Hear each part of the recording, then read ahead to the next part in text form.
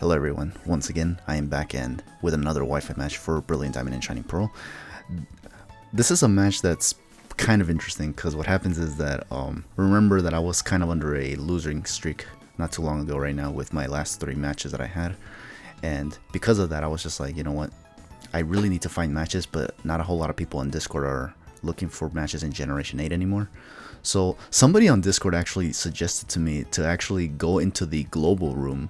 I don't know, this is the global room thing that you go in and there's like a bunch of people already there doing trades and battles and all that kind of stuff. They suggested me to go there like on the weekends, and I did. I went there like on a Sunday in the afternoon, or I think it was like early on, like in the morning or something, somewhere around that time. It was during the day, that's for certain. So yeah, so I actually managed to get this battle after like 3 failed attempts, I think. Because I was just like, yeah, the first 2 people, I think they just accepted the challenge, and then once they saw, I guess they saw my team, they just said, okay, no, we're not battling, so that was pretty lame. And then the third match, the guys had like an under level team, so I was just like, what? So yeah, so now with this 4th person, I can see now that there was actually no under level mons this time, because yeah, I was just like, dude, if we're gonna have this kind of thing going, then what's even the point in doing these shits anymore? But it is what it is. Anyway, so the opponent for this match is gonna be somebody named Timothy. So he's gonna lead off with a shift tree, interestingly enough, and I'm gonna lead off with the Rotom Wash. This is the team that I'm actually trying to use that keeps failing me for some reason. It either goes to time or just gets destroyed very badly. So I'm trying to see if I can redeem this team somehow.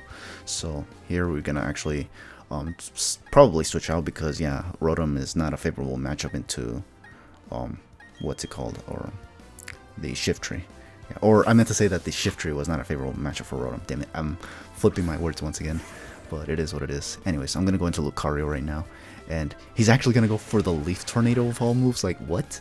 So here's the thing, I actually was thinking, okay, this dude might actually be one of those people that actually like does like heat sets and whatnot. Like, they actually bring out the heat so they can like throw opponents off for a loop or something. So because of that, I was just like, okay, thankfully it was just a Leaf Tornado. It can't be worse than that, honestly. So I decided to just go for the Drain Punch and just, you know, hope it, you know, goes down and whatnot, the shift tree. However, he's actually not gonna let that happen, so, and he's gonna go into the Infernape right here, and this is gonna take the Drain Punch. Does a decent amount, but now this thing can either close combat me or even go for the Flare Blitz, or even a Fire Punch. I don't know what moves these things can have, but they have a lot of those moves, at least from what I've seen, but they can have other options. I don't know. These are just the ones that come to mind. So I'm going to switch out Lucario because I don't want to lose that. I feel like this Lucario can be used for the shift tree. I'm going to go back into Rotom, and he's going to actually go for the Flame Wheel of all things, which is, once again, is this guy just bringing out more heat? And yeah, he got the burn crazily enough, so I was just like, okay, fine. I'm just gonna go for, I believe, the Hydro Pump here. Actually, no, never mind. I don't go for the Hydro Pump. I actually go for the Volt Switch, I think, because I was thinking he might want to switch out, because Hydro Pump would be kind of devastating for this Infernape. He's gonna actually just go for the close combat right here and does a decent amount of damage, actually. I don't remember if this Rotom was a bulky set or not. Well, like, it's bulky, but I don't remember if it was like defense invested as well. I don't remember, but either way, it did a decent amount of damage. But this Volt Switch also, surprisingly enough, did a decent amount of damage, so I was just like, damn. So it is what it is. So here I'm actually gonna try to send in Raikou to see what he wants to send in, because right now we're both kind of like out of the picture. And yeah, he's gonna actually send out the, I forgot what the mon was. I think the Shift Tree. I don't remember. It was kind of like a week since this match happened, so I kind of don't remember it too well. Oh yeah, right, the Graveler, yeah, because he has a Graveler as well, which is kind of odd. You'd think he'd have a Golem instead, but it'd be Graveler. So this Graveler, again, these things are scary, and the matchup does make sense, because obviously this does favor Graveler, but I don't know if my opponent even knew that I was going to actually have Scald on this Raikou. And it does have the Sturdy ability, but thankfully I was actually lucky enough to get the burn on this thing. So this, to make matters worse, I also had the Shuca Berry in this thing. I actually kind of forgot that I even had this on the Raikou, because it's almost never come into play in all the matches that I've had so far. So yeah, I kind of forgot that I had that, but I had it, so that kind of just adds insult to injury on this Graveler.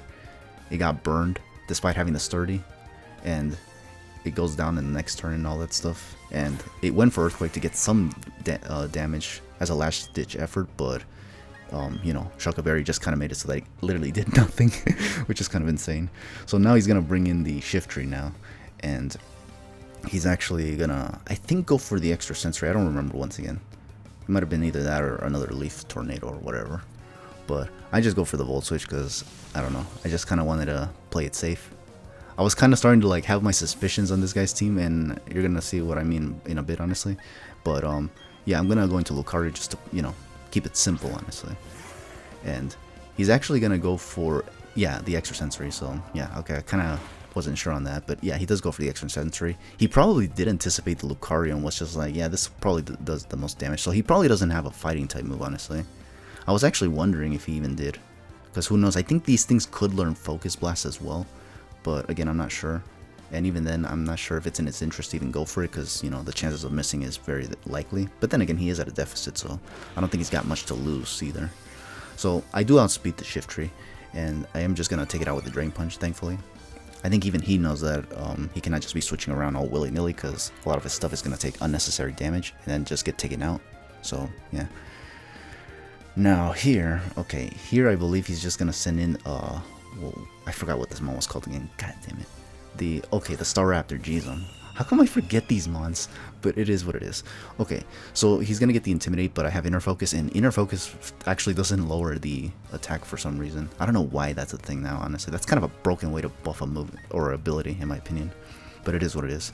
So, okay, here, so he sends in Staraptor. Naturally, Staraptors can't really outspeed Lucario unless they are Adamant nature, so obviously because of that, I actually decided to take my chances and go for the Drain Punch. And from the looks of it, it might have been the Adamant variant, because I do actually outspeed it with Lucario and actually get the Drain Punch off.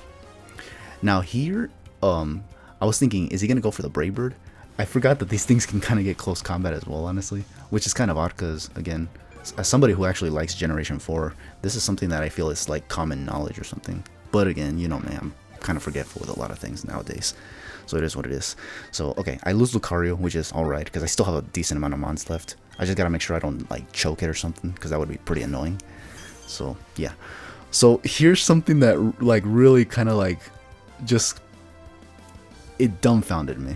I was, like, stupefied at this particular moment in the match. So, I sent in Clefable, and the plan here is just to go for Moonblast to just finish this thing off, because I figured a Brave Bird I can definitely take it if he chooses to go for that, or a Double Edge if he doesn't have Brave Bird for one reason or another. So obviously I'm just gonna go for that. And it was right here where I realized, wait a minute, don't tell me that this team that this guy has is actually an in-game team, because he actually goes for Fly on the Staraptor. I was thinking, okay, maybe it's Heat, but like I don't think I've ever seen anyone pack Fly on Staraptor, so I was just like, okay, how much is this gonna do? It does a decent amount of damage, especially considering that this Clefable's like Spadef invested, so maybe it's an intentional move. I'm still not sure, since I don't know my calcs for this game nowadays, because again, been pretty lazy about it. But nonetheless, I do take out the Staraptor, and yeah, but like, holy damn. As soon as I saw Fly, I was just like taken aback, because I was just like, am I actually battling somebody with an in-game team? And this guy's name is Timothy too, so like, could it be that I'm actually battling a little Timmy? That'd be kind of insane, actually. He's gonna send in Lux right now, and I'm gonna just keep on going for Moonblast because, you know, it does the most damage. And I think it's right here where I think it confirms it that yeah, it's definitely an in-game team, because he actually just goes for Spark on this Lux Ray, as opposed to something like maybe Thunderfang or what's the other move? Wild Charge. I actually don't remember if Wild Charge is even a move here though, so maybe it's not too far-fetched. I could be wrong on that though. There's a lot that I still don't know about Generation 8 in general, honestly. So it is what it is. I know that in Generation 4, this Luxray could not actually learn the Wild Charge, because that wasn't even a move yet until Generation 5. So I don't know if in this game Wild Charge is back. I don't remember. So obviously, yeah, it's pretty much up in the air. If it doesn't get Wild Charge in this game, then I guess Spark does make sense, because it's actually a 100 base or 100 accuracy move compared to Thunderfang, which has 95 on the accuracy. So this would be ideal, and not to mention it has a higher chance of paralysis. So as you saw right now with the Clefable right now, you got the paralysis.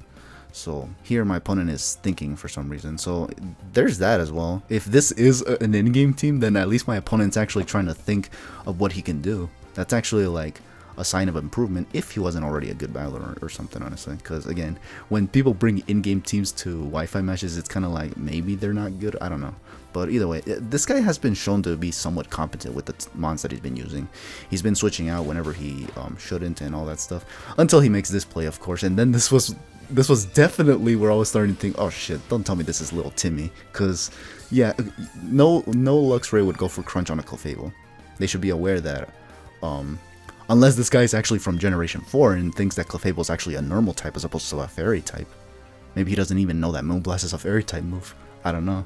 I actually don't know. This kind of got me all sorts of like bewildered because I actually just did not know what to even expect anymore. But either way, I just go for the Moonblast over and over again until I take out this thing. And he's gonna go for the Volt Switch. He actually took the Moonblast fairly well, so that was actually good for him. And I think here he's actually gonna go for, I think, the Leafeon. Yeah, he goes into Leafeon. And I was actually expecting this to have Leaf Blade at the very least. You know, Leaf Blade, the move that goes whoosh, whoosh, whoosh, you know. But yeah. So this what's it called? This Leafeon doesn't appreciate the Moonblast on switching. So maybe it's not even invested in any sort of defense. I think some of them are usually invested in some form of bulk, but I'm not sure which ones though. But either way, this thing is going to go for quick attack, so it doesn't even have Leaf Blade, which is kind of sad because if it had at the very least Giga Drain or something, it probably would have been able to take out the Clefable that way. But instead, he's just going to lose the Leafeon. So yeah, kind of insane. And I think this is his last mon now, the Luxray, I believe.